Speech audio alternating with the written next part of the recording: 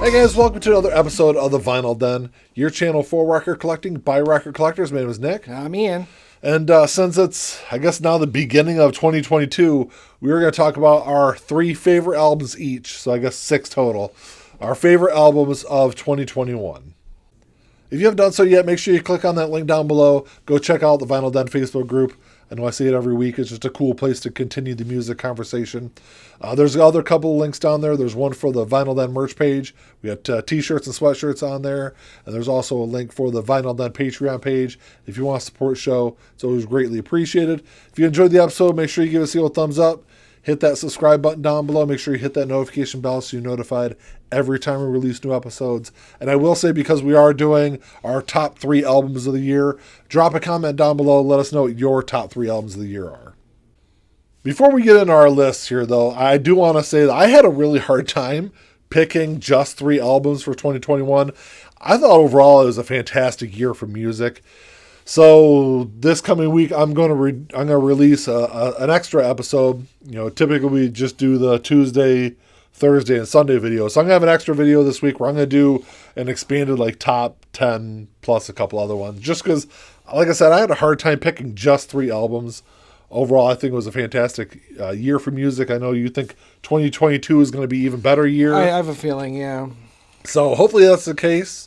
But so today we're just going to do just our top 3 albums of the year. And number 3 is an album that I didn't really know a whole lot about this artist. I've listened to a couple of her albums before this, and they were okay, but just nothing really stood out to me. I was really blown away by this album. That's obviously why I've got it number 3. But that is If I Can't Have Love, I Want Power, which this is by Halsey, by the way. This is the alternate cover because I didn't want to get in trouble from YouTube about having. It's not a bad cover either. It's not a bad cover, but the other cover it has slightly more exposed issues. Yeah, it has a exposed breast on there. So this is the alternate cover. This is actually the red.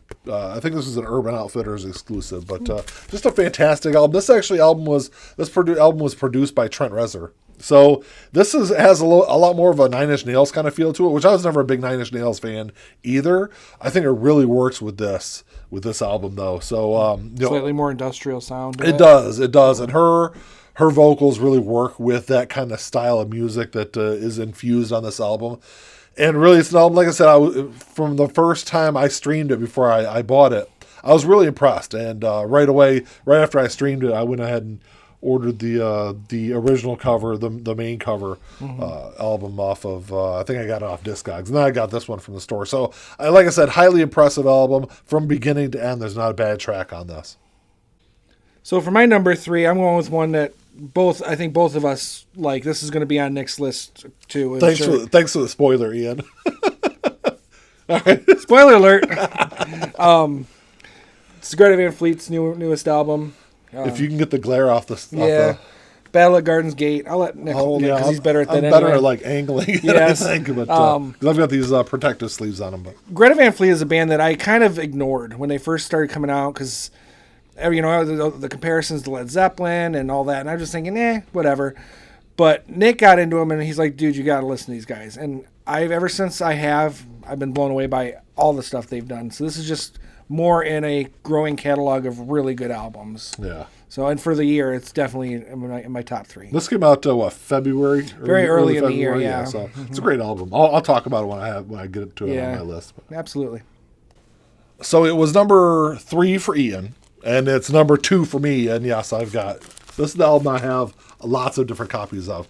The only version I don't have of this is the black version, which Ian actually That's owns. what I have, yeah. But I've got there was the black version, and then there was 4 color versions of it that I bought from multiple different stores. But like Ian said, it was a great album. I think this is an album that there are early on in their career, like you said, they did have that comparison to Led Zeppelin, and I think there were some. They're very heavily influenced by that big rock sound of the 70s, which I don't think is a bad thing. No, I think a lot of us love that kind of music. And they've kind of continued on with that. This album with Battle of Garden's Gate, they've kind of moved away from that Led Zeppelin kind of feel. I will say that the last track on this album, which is it's called The Weight of Dreams, For me, definitely has a Stairway to Heaven vibe to it. Yeah, a little bit. In a good way. It's one of the best songs on the album too, and that's saying a lot because all of them are really good. Yeah, if you were, I understand that a lot of people don't like this band mainly because of the way the lead singer sings, his like vocal style. I have heard from several people on social media that it's really his vocals that kind of turn them away from this band. I will say that if you don't like the vocals, listen to the last 2.5 minutes of The Weight of Dreams, because it is some of the best guitar work I have heard from a rock band in the last 20 years. And I would say overall the guitar work on this album is absolutely fantastic. Some of the best that you're going to hear out there, especially from a kid. I want to say he's like they're in their early 20s. Early 20s, yeah. So, they're doing stuff that a lot of other bands out there really aren't doing, especially in the rock scene today. Stuff that you're not even getting from older rock bands. But right. I was going to say the performers, the musicians on this, because of their age, a lot of them have potential to be greats going forward. Absolutely. They're not quite there yet, but the potential is there. And like you're saying, they're doing stuff that even seasoned rock guitarists and musicians aren't doing. Just not in 2021. Just because they don't have to anymore. These guys are really still trying to cut their teeth in the industry and in the world of music. So definitely, if you're not a big Greta Van Fleet fan, check out the last half of The Weight of Dreams. Like I said, it's just a fantastic track. Yeah. So for my number 2, I actually didn't bring my copy with me because Ian. Do we really need to tell you? Yeah, Ian didn't bring his props with him. I didn't bring my props with me. I came as prepared as I normally do, which is very not true. I've actually when I've had albums to bring before, I've brought them. Typically do, but I just it just gives me a chance to harass you about it. Right. It's Counting Crows, Butter Miracle, Sweet One. I'll put a picture on the screen. It's actually an EP, so it's one. I mean, I guess it kind of plays out as a full album, but the Sweet is on one side, and on the other side is their 2011 or 12 recording of August and Everything After, which was a song that was written for their first album but never recorded. So they re-recorded or re-recorded it with an orchestra and everything. Yeah. And it's the only time they've released it. It was originally an Amazon Prime Music exclusive. So there's never been a physical release of that song. Yeah. So it's kind of cool to get that. And then I love the new music. I can't wait for if they're going to do a Sweet 2. I'm very looking forward to that. We'll see if that actually comes out. They're starting to tour now, and they're a band that likes to just kind of do one thing at a time. If they're touring, they're touring. If they're recording, they're recording. So maybe 6 or 7 years from now, we'll see. We'll see. 2. I mean, there are bands that are still either holding off on shows because of the pandemic, and there's some bands that are canceling shows again. Yeah, so especially in Europe because of things kind of flaring up again. So we'll see what happens. It's a great set of music. You can listen to it song by song. You can listen to it as one piece. I think it's meant to be listened to as one piece, but it's really good. If you get a chance, check it out. So about midway through the year, I did an episode that I think was like my top 3 albums of the year so far, and this album was on that list. Actually, my 2 of these albums were, but they kind of changed order a little bit since then. I've kind of there's some reasons I've kind of moved albums up, moved other albums down. But my number 1, I think it was my number 2 earlier this year, and I didn't have it on vinyl at that point either. But that is "Internet Killed the Rock Star" by Mod Sun. Mod Sun is, if you don't know who he is, he's primarily been a rapper for most of his career, and he's had pretty moderate success. And he kind of followed in the line of Machine Gun Kelly, who, he released Tickets to My Downfall, last year? And kind of reviving that punk rock sound of the early 2000s. Mod Sun, this is a very similar album to what Machine Gun Kelly did. But with Mod Sun, there's still a little bit more of that hip-hop kind of flair involved in it. Just an album that I really didn't... it's another artist I didn't really listen to any of his stuff prior to this until this came out, and like I said, I knew who he was. I checked this out. Avril Lavigne is actually involved with the recording of this album. She's on one of the tracks, and it's one of the better tracks on the album. And I think that was kind of what got me into listening to this. And it's an album that the very first time I heard it, I was kind of blown away by it. And it was primarily all I listened to for probably about a month and a half or so. But the crazy thing was, I pre-ordered this back in, I want to say it was March or April I pre-ordered this. And I just got this thing in the end of October, I think. Oh. So it took a long time for this to come out. But it's an album that I was really excited to finally get.